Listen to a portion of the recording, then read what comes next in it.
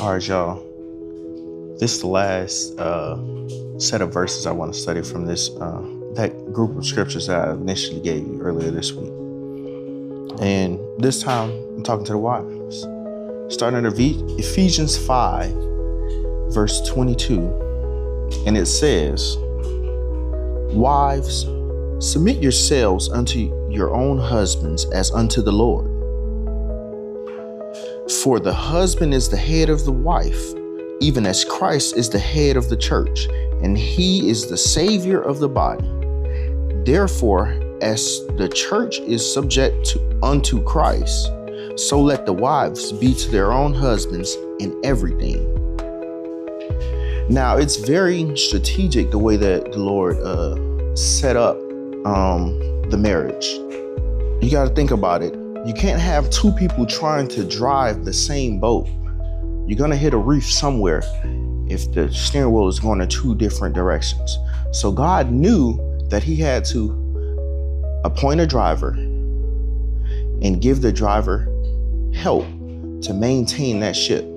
Don't think of submission as something bad. A lot of times when people think of submission, they think of a servant bowing down at the feet of the king in fear, trembling and ready to serve at every breath and word and step that he takes. But your husband, who is called to lead as the head of the wife, as Christ leads as the head of the church, is called to be a different kind of leader. In fact, you can consider yourself the exact opposite of a servant, because even Christ calls you friend. Jump to John 15:15 with me, where it says, and these are red texts. This is what Jesus said. John 15:15 says, "Henceforth I call you not servants, for the servant knoweth not what his Lord doeth. But I have called you friends, for all things that I have heard of my Father I have made known unto you."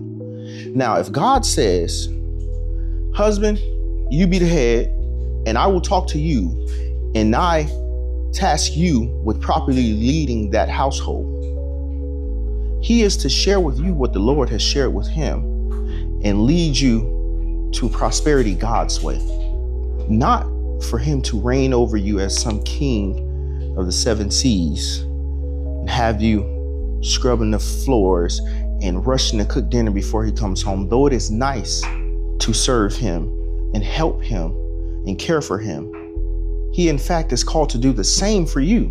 Because if we go back to Ephesians 5, the verse right before 22, which is Ephesians 5 verse 21, and it says, "Submitting yourselves one to another in the fear of God."